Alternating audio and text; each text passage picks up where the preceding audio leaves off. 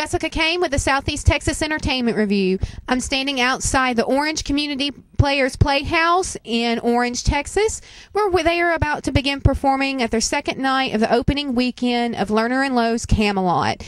Come with us as we take a journey into Arthurian legend with these very talented group of actors. I'm now with Larry Spears Jr., who is playing King Arthur in Camelot. How are you doing this evening, Larry? I'm doing great, thank you. All right, so how does it feel to be playing King Arthur? He's been around for a lot of years. It's very overwhelming. I appreciate it. I have tried to consume the character and try to be King Arthur Lee, but I'm just very grateful to be able to play this part and to be a part of OCP. And these people are wonderful here. All right, Larry, so tell us a lot about how did you get into being King Arthur Lee, as you said. What did you do? Did you read up any on the legend? Or? Yes, ma'am. Whenever I found out that I made the part of King Arthur, I went to Google, of course, immediately, and I got to see the Richard Harris version of the play and how he performed it, and I watched the movie and kind of got some pointers, and because I didn't even really know the entire story of Camelot, so I had to do some kind of background research, and that's where I got it from, was Richard Harris and Vanessa Redgrave, I believe, their version. All right, we'll break a leg tonight, and it's very good to speak with King Arthur himself. Thank you, ma'am. You guys have a great night, too. Now I'm with Justin Sanders, the director of Orange Community Players Camelot. Good afternoon, Justin. How are you doing? Doing great. How are you? I'm doing good. So, you have a very interesting history musically and theatrically. You started out doing opera. You were an opera student at Lamar, did a little semi-pro, and then just in a couple of years went into musical theater. How in the world did you make that journey?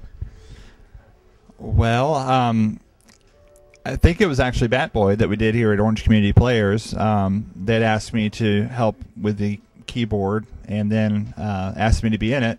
So I decided to go ahead and give it a try, and then I got the taste for it and liked it a lot. So from that point, it's just been, ever since then, I don't think I've had more than a couple of months off. So from going into opera into musical theater, do you feel like there's things that you've had to change a whole lot, or do you feel like you, as being a director and being a voice teacher and all these other things, do you feel like you help do more as far as vocal education along with the directing the community theater production? Yeah. For me, I think the biggest challenge was doing White Christmas over at Port Arthur Little Theater, and having the major role of Bob Wallace. You know, it was making the adjustment from taking the opera out of the voice and everything, but at the same time, I still haven't watched White Christmas because I didn't want to emulate anything.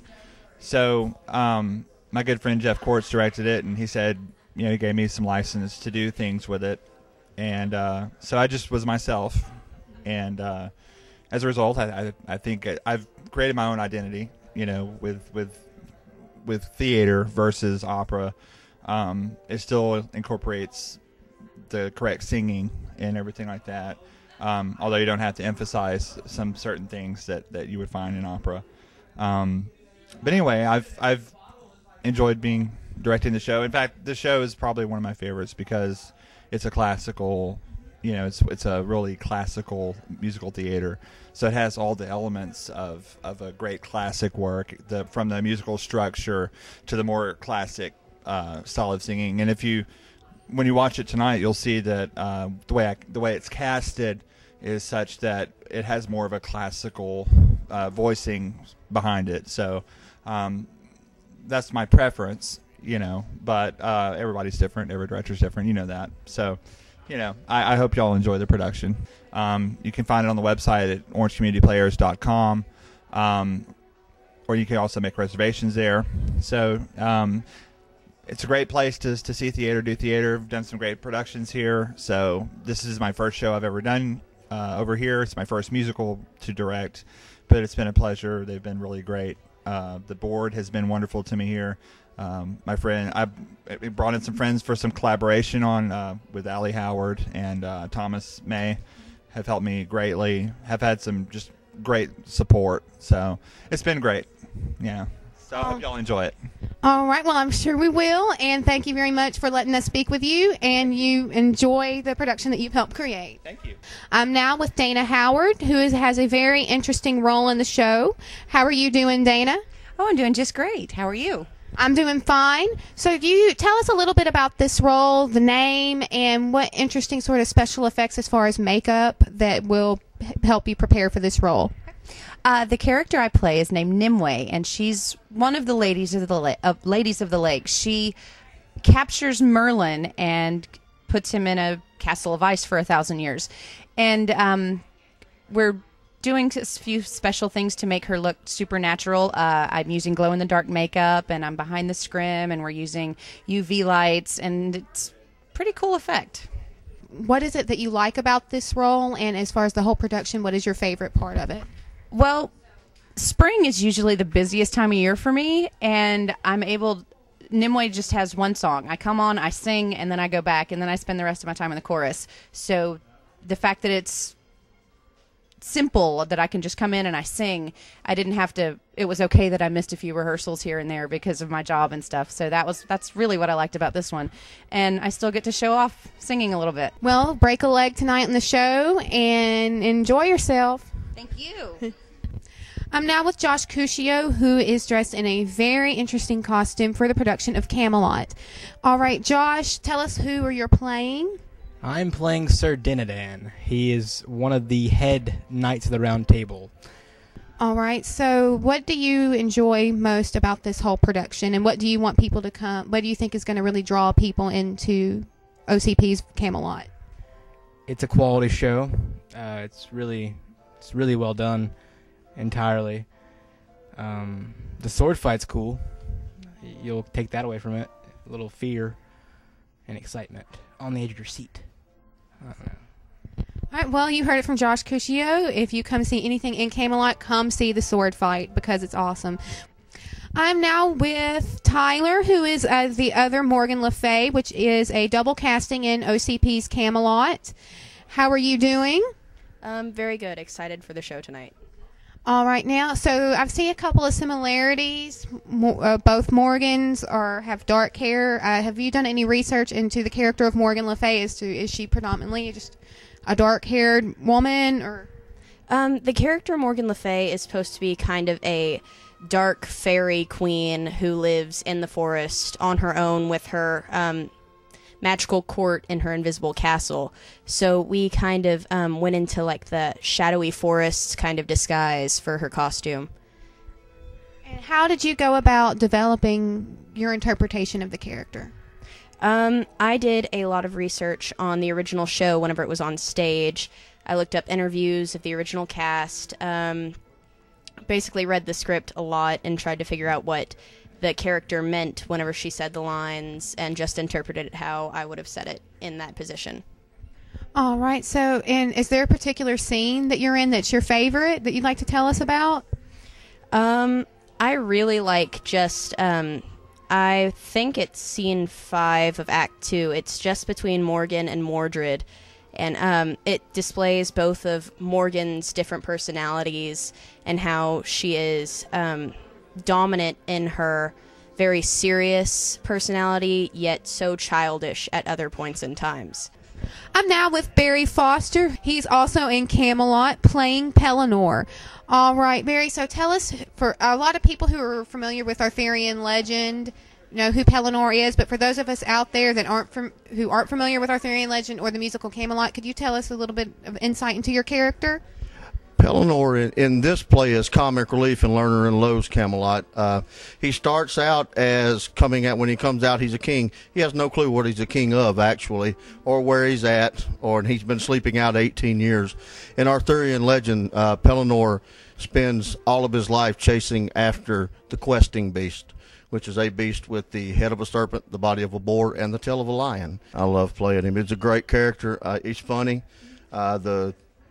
The material's great, so all I have to do is just really deliver my lines and time it right.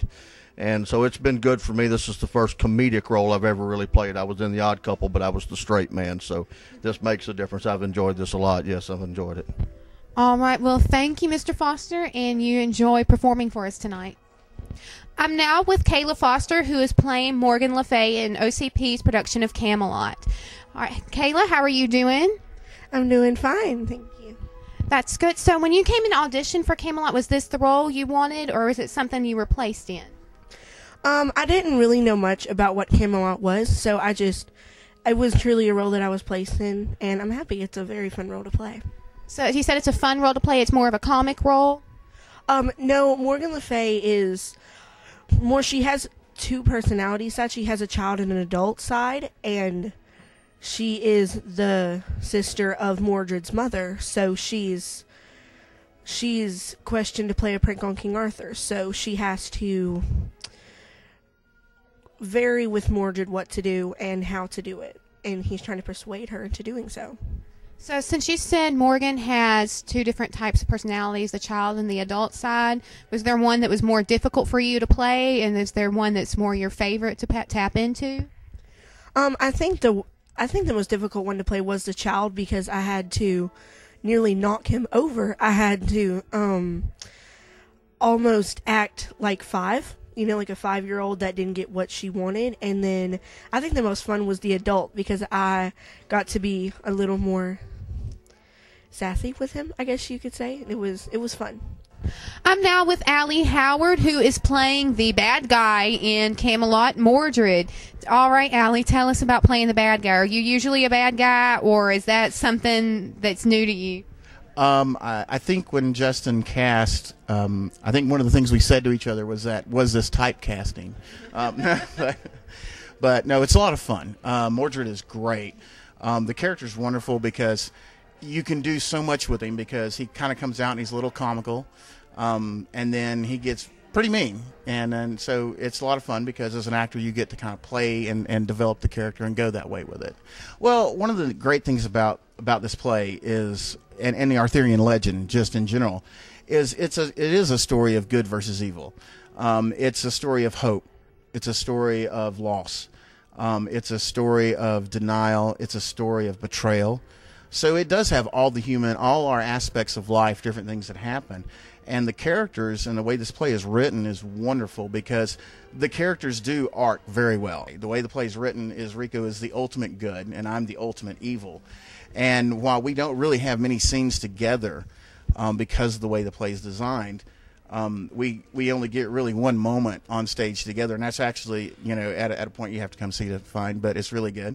And it's really neat to see how the writers took that and put all of our life in it, took the Arthurian legend, changed a few little things from it, but really turned around and said, hey guys, here's life. It comes out. You have some bad times. Evil comes along. And in the end, there's hope. And I think that's what the play gives us. And and the audiences, I do believe, are understand that. And it's a really awesome play. Once again, Camelot. Camelot!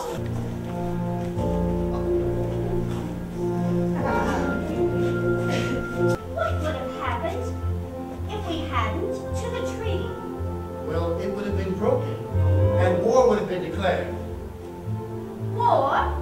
Over me? Well, how simply marvelous! I know no more Lancelot from Guinevere or Mordred. It's all gone. My magic is gone.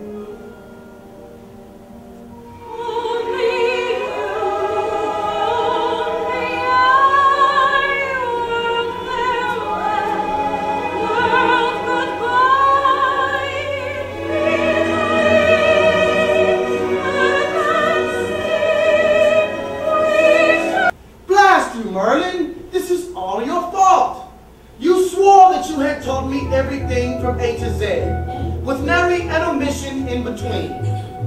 Well, I will tell you what, you obviously forgot that that's how a ruler rules a queen.